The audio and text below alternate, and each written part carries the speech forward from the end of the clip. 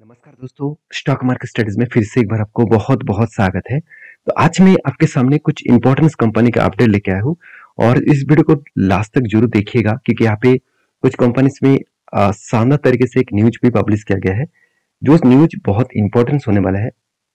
साथ ही साथ कुछ कंपनीज में टेक्निकली चार्ट पैटर्न कहाँ पे बना और एक कंपनीज के ऊपर टेक्निकली चार्ट पैटर्न अच्छा खासा लेवल्स में बाइंग भी हुआ था और टारगेट के आसपास से वापस बैक किया। तो वहां पे आपको क्या करना चाहिए, इस तरीके से सिचुएशन को आपको किस तरीके से हैंडल करना चाहिए, सब कुछ मैं इस वीडियो में डिस्कशन करूंगा। तो वीडियो को लास्ट तक जरूर देखिए और अभी तक अपने चैनल को सब्सक्राइब नहीं किया तो जरूर कर लीजिएगा। कंटिन्यूसली इस तरीके से इन्फॉर्मेशन और अपडेट्स पाने के लिए चैनल के ऊपर बने रहिएगा। तो चलो देख लेते हैं कौन सा कंपनी है इस वीडियो के अंदर। तो फर्स्ट जो कंपनी है जिसके बारे में बात करूं उसका नाम है टाटा मोटर्स। देखिए टाटा मोटर्स टाटा ग्रुप के एक पुराना कंपनी है और टाटा मोटर्स अभी देखा जाए तो प्रॉफिटेबल कंपनी बन चुके हैं। कुछ टाइम ऑफ पीरियड में देखा जाए तो टाटा मोटर्स लॉसेस में था और इस कंपनी के ऊपर एक बहुत बड़ा अपडेट मतलब आने वाले हैं और वो अपडेट के कारण टाटा मोटर्स में और भी मैसिव जंप देखने को मिलेगा क्योंकि रिपोर्ट के माध्यम से बताया जा रहा है कि टाटा टेक्नोलॉजी जो सर्विसेज है, इस टाटा टेक्नोलॉजी सर्विसेज कंपनी के ऊपर आईपीओ लेके आएंगे और आईपीओ लेने के बाद इसको आईपीओ ले आने के बाद फायदा किसको होगा? फायदा होगा टाटा मोटर्स को, क्योंकि इस आईपीओ इसीलिए लेके आ रहे हैं कि उसका जो शेयर बेचा जाएगा उसका कुछ परसेंटेज ऑब्वियसली टाटा मोटर्स के ऊपर मतलब जो प्रोमोटर है वो टाटा मोटर्स के ऊपर पैसे को इन्वेस्ट करेंगे। मतलब इस आईपीओ का जो पैसा आएगा उस पैसे से टाटा मोटर्स का ही ग्रोथ होगा। एक रिपोर्ट के माध्यम से बताया गया है कि जैगुआर एंड लैंड रोवर जिसका लग्जरी गाड़ियां है उस गाड़ियों में कंपनी ईवीज मतलब गाड़ी के ईवीज गाड़ियां बनाने वाले हैं। इसके लिए बहुत ज्यादा फंडिंग की जरूरत है। उस फंडिंग के लिए यहाँ पे टाटा टेक्नोलॉजी सर्विसेज का आईपीओ लेके आ रहा है। और मजेदार बात यही है कि टाटा टेक्नोलॉजी सर्विसेज है उसका जो आईपीओ आने वाला है उसमें टाटा टेक्नोलॉजी सर्विसेज ने ये बता दिया कि जो रिजर्व होने वाला है वो 10% आईपीओ रिजर्व होने वाला है किसके ऊपर? वो भी टाटा मोटर्स के शेयर होल्डर के ऊपर।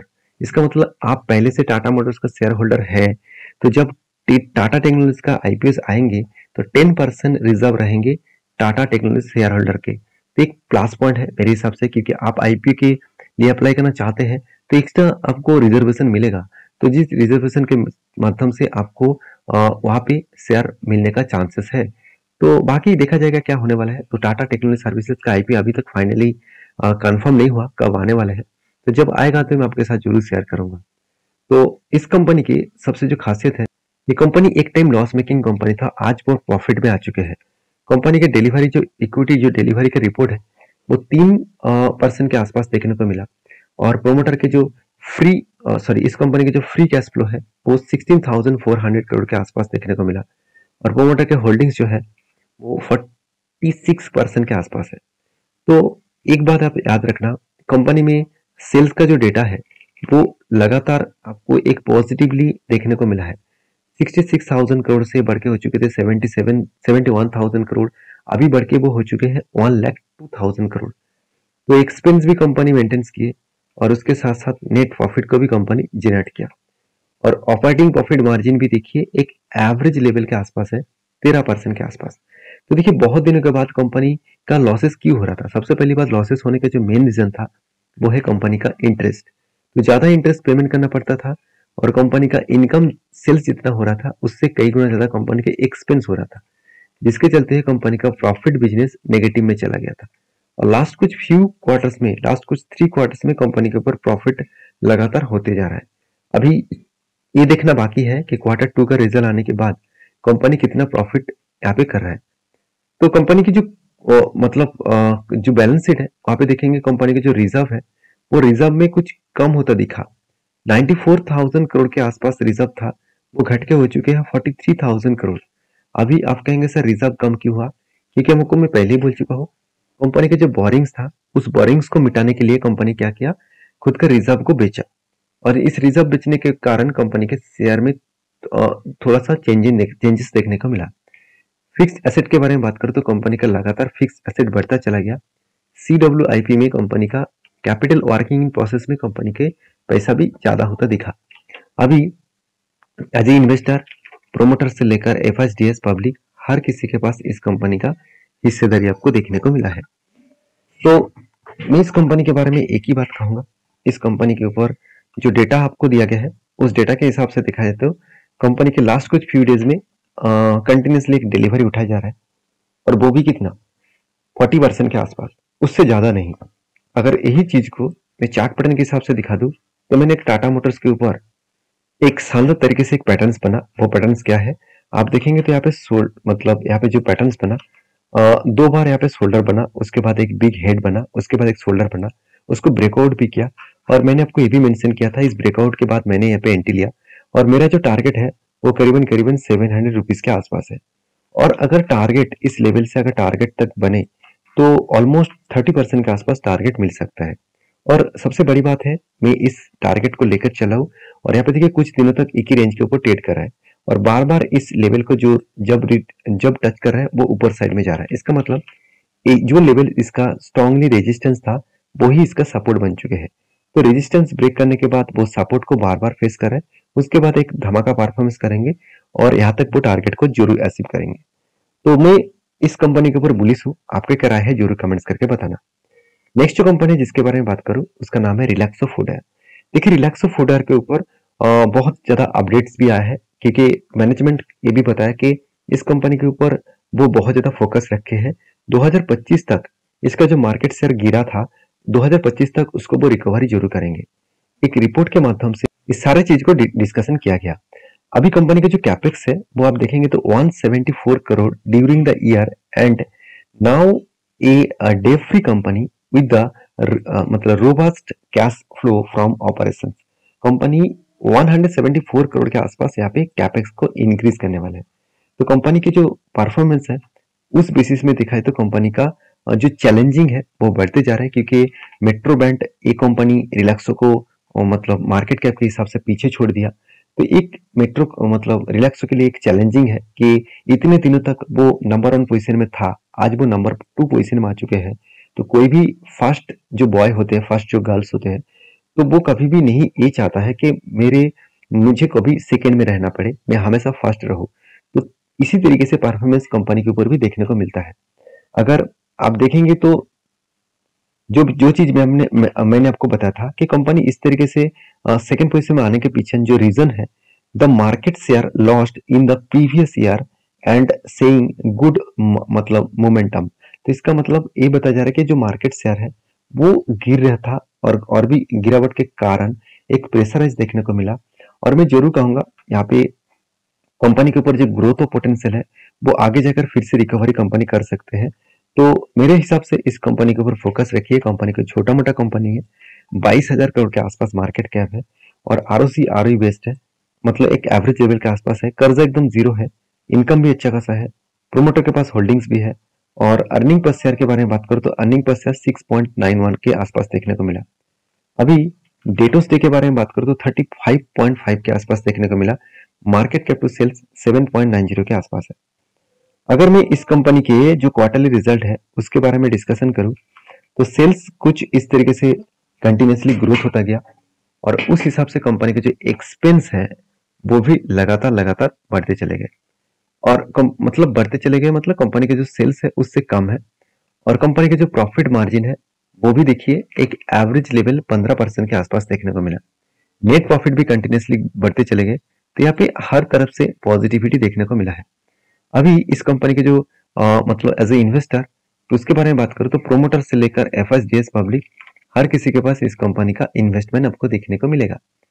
तो मैं लास्ट में एक ही बात कहूंगा, कंपनी के ऊपर कुछ दिनों से जो डिलीवरी का रिपोर्ट देखने को मिला है 50% के से 60% तक डिलीवरी डेटा देखने को मिला।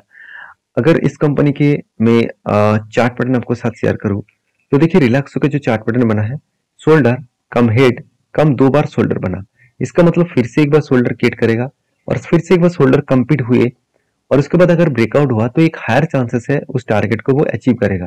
क्योंकि जब बार बार वो शोल्डर क्रिएट कर रहा है तो इसका मतलब बायर ज्यादा से ज्यादा एक्टिव है, बायर उसको नीचे मतलब सेलर से कई गुना ज्यादा बायर एक्टिव है, उसको नीचे नहीं लेके जा रहा है, तो वो अप साइड में ट्रेड करने के लिए तैयार है। तो जब यहाँ पे ब्रेकआउट होगा तो मैं आपके साथ जरूर शेयर करूंगा, और ब्रेकआउट होने के बाद यहाँ पे जो टारगेट रेशियो बनेगा वो मतलब टारगेट बनेगा 1170 के आसपास, ये मेरा टारगेट रहेगा, और 21% के आसपास में टारगेट जरूर लूंगा। और मजेदार बात यही है कि यही कंपनी के लिए एक स्ट्रॉन्ग सपोर्ट रेजिस्टेंस भी है, जो रेजिस्टेंस तक वो कंपनी जा सकते हैं। तो देखिए 100% ऐसे नहीं श्योर नहीं हूँ कि मैं जाएगा करके। तो नेक्स्ट जो कंपनी जिसके बारे में बात करूँ उसका नाम है बर्जर पेंट। देखिए बर्जर पेंट के ऊपर कुछ दिनों से एक भारी भरकम गिरावट देखने को मिला है, और बर्जर पेंट के ऊपर इस तरीके से करेक्शन होने के पीछे कारण भी है क्योंकि जब से देखने को मिला कि ग्रासिम ग्रासिम जो है वो मतलब आदित्य बिरला ग्रुप जो है वो क्या करने वाला है, ग्रासिम के जो इसका जो बिजनेस है उस हिसाब से कंपनी पेंट सेक्टर के ऊपर एंटर होने वाला है और 6 अलग अलग जगह पे वो मैन्युफैक्चरिंग प्लांट भी बनाने वाले हैं। जब इस रिपोर्ट आया तब से लेकर पेंट सेक्टर में एक हलचल देखने को मिला, और एशियन पेंट, बर्जर पेंट और नेरोलैक पेंट, इस तरीके से सारे पेंट्स की कंपनीज के ऊपर प्रेशराइज देखने को मिला। तो फिर भी मैं कहूंगा कि कोई कंपनी इस मार्केट में उतर रहे तो उसका मतलब ये नहीं कि वो कल जाके ही एक धमाका परफॉर्मेंस करेगा और सारे कंपनी को रिकॉर्ड तोड़ देगा, ऐसे बिल्कुल नहीं। उसको मार्केट में फर्स्ट टाइम इस तरीके से प्रोडक्ट के ऊपर वो काम कर रहा है, तो उसके लिए उसको टाइम लगेगा, उसको बिजनेस को फैलाने के लिए मार्केटिंग, डिस्ट्रीब्यूशन सब कुछ बढ़ाने के लिए टाइम लगेगा। और बर्जर पेंट और एशियन पेंट इतने दिनों से काम कर रहा है, तो यहाँ पे एक एडवांटेज आपको हमेशा मिलेगा क्योंकि कुछ जगह पे जो प्रोडक्ट का डिमांड होते हैं उसी जगह पे हर कैटेगरीज लोग उसी प्रोडक्ट के ऊपर वो यूज मतलब उसी प्रोडक्ट को वो यूज करते हैं। और बर्जर पेंट के बारे में बात करें तो कंपनी के जो ग्रोथ पोटेंशियल है वो आगे जाके बहुत बढ़िया बनने वाला है क्योंकि मार्केट कैप भी ठीक ठाक है, कंपनी का ROC बेस्ड है और डेप्थ कम है, इनकम भी ज्यादा है, हाथ में कैश भी है, और अर्निंग पर शेयर भी छोटा मोटा अर्निंग पर शेयर देखने को मिला। अगर मैं इस कंपनी के प्रॉफिट एंड लॉस के मैं क्वार्टरली रिजल्ट दिखा दूं तो सेल्स लगातार इंक्रीज होता गया और उस बेसिस में कंपनी के एक्सपेंस कंट्रोल में है, और उस बेसिस में कंपनी का अच्छा खासा प्रॉफिट भी हुआ। नेट प्रॉफिट के बारे में बात करूं तो कंटिन्यूसली कंपनी प्रॉफिट को अलग लेवल में मतलब मेंटेन किए।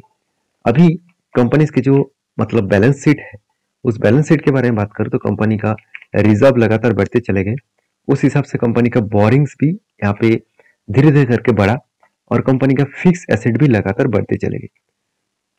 2 पॉइंट्स मुझे अच्छा लगा कंपनी की इस बार जो ट्रेड रिसीव हुआ, इस बार कंपनी 1200 करोड़ के आसपास ट्रेड रिसीव किया, जो लास्ट ईयर में मतलब लास्ट ईयर में था 1000 करोड़, उससे पहले था 1000 करोड़।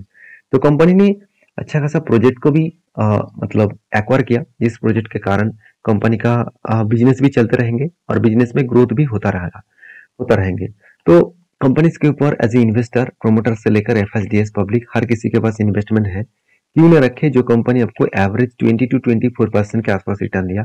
3 साल 1 साल में कुछ खास रिटर्न नहीं है, इसका मतलब ये नहीं कि कंपनी खराब हो गया, बर्बाद हो गया, क्योंकि क्रूड ऑयल का प्राइस बढ़ गया था तो और आज भी क्रूड ऑयल का प्राइस बढ़ रहा है, तो जिसके चलते हुए पेंट सेक्टर में थोड़ा सा प्रेशराइज तो है क्योंकि क्रूड ऑयल से ही पेंट बनते हैं, तो इसलिए क्रूड ऑयल का प्राइस जब बढ़ेंगे तो पेंट सेक्टर के ऊपर थोड़ा सा प्रेशराइज तो देखने को मिलेगा। तो रही बात इस कंपनी के डिलीवरी डेटा के बारे में, तो कंटिन्यूसली इस कंपनी के ऊपर डिलीवरी एक एवरेज लेवल के आसपास देखने को मिला। और रही बात कंपनी के चार्ट पैटर्न का, तो आप देखेंगे तो बर्जर पेंट का जो चार्ट पैटर्न है, तो मैंने आपको मेंशन किया था एक शोल्डर कम हेड कम 3 बार यहाँ पे देखिए, सॉरी, एक काफ विथ हैंडल पैटर्न्स बना और काफ के बाद 3 बार यहाँ पे हैंडल क्रिएट हुआ और ब्रेकआउट भी हुआ, ब्रेकआउट कंफर्मेशन भी हुआ और एक शानदार तरीके से जर्नी भी हुआ था। देखिए मैं आपको बार बार बोलता हूँ, आपको हमेशा यही लग रहा होगा कि जब एंटी हम लोग ले लेते हैं उसके बाद टारगेट इजीली अचीव होगा, ऐसे बिल्कुल नहीं। कभी कभी देखिए इस तरीके से करेक्शन भी होता है।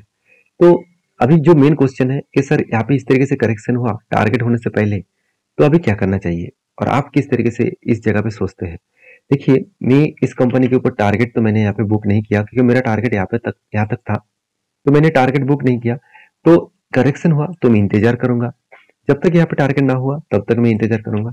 आप कहेंगे सर यहाँ से अगर बिग क्रैश हुआ तो देखिए कंपनी में अगर जब पॉजिटिव मोमेंटम देखने को मिला है, पैरामीटर्स अगर सही है, तो मेरे हिसाब से आज नहीं तो वो कल करेक्शन करेगा। और ये जो टाइम पीरियड है, अगर मुझे यहाँ पे टारगेट अगर 1 साल में मिले तो भी कोई फर्क नहीं पड़ेगा, 1 साल में 23% के आसपास टारगेट मिल सकता है। तो बाकी मैं तो इसके ऊपर कंटिन्यू करूंगा, आपकी क्या राय है मुझे जरूर कमेंट्स करके बताना। नेक्स्ट जो कंपनी है जिसके बारे में बात करूँ उसका नाम है फोकस लाइक थिंग और फिक्सचर लिमिटेड। तो फोकस जो कंपनी है, इस कंपनी के ऊपर एक बड़ा अपडेट आया। उसके पहले कंपनी का बिजनेस मॉडल समझ लीजिए। कंपनी का जो प्रोडक्ट है वो इलेक्ट्रिक इक्विपमेंट्स का प्रोडक्ट है, और कंपनी का जो बिजनेस मॉडल के हिसाब से कंपनी जो एक्स्ट्रा बेनिफिट दिया वो है बोनस का। हर मतलब 1 शेयर के बदले कंपनी आपको 5 शेयर देने वाला है। तो इस 5 शेयर पाने के लिए इस कंपनी के ऊपर स्टडी करिए, उसके बाद कुछ डिसीजन लीजिए। तो ये मेरा वीडियो टोटली एजुकेशन पर्पस में था। मेरी तरफ से कोई भी बाय एंड सेल का रिकमेंडेशन नहीं है। मैं सारे के सारे डिटेल्स आपके साथ एजुकेशन पर्पस में शेयर करता हूँ। किसी भी कंपनीज के ऊपर अगर आपको काम करना है तो आप आपके जो एडवाइजर है उसके साथ डिस्कशन करके ही काम करिए और आपके खुद के रिस्क के हिसाब से काम करिए, क्योंकि मेरा काम था आपको सारी चीज़ों को दिखाना, समझाना, सिखाना और आपका काम है उसको सीख कर काम करना, क्योंकि किसी भी टिप्स मेरे तरफ से कभी नहीं होता और कभी नहीं रहेगा। तो वीडियो में अगर सारी जानकारी आपको अच्छा मिले तो प्लीज़ लाइक करना, दोस्तों के साथ शेयर भी करना, चैनल को सब्सक्राइब भी करना। मिलते हैं नेक्स्ट वीडियो में, तब तक के लिए अच्छे से रहिए, अपने ख्याल रखिए, धन्यवाद।